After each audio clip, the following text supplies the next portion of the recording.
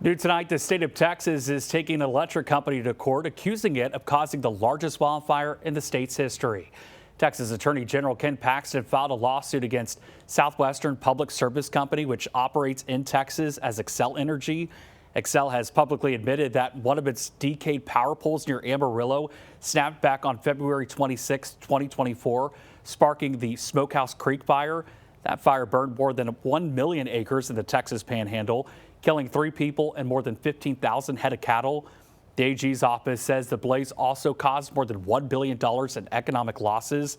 The suit accuses Xcel of negligence and calls for the company to repay the state for any damages caused by the wildfire.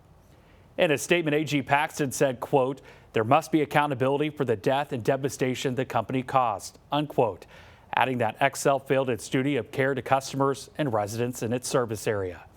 Xcel Energy says in part that it's deeply disappointed with Paxton's decision to file a lawsuit. The company says it worked with the AG's office in good faith to find a solution when they were approached earlier this year, but they chose to file litigation instead. Xcel says it will review that lawsuit and vigorously defend itself against the allegations.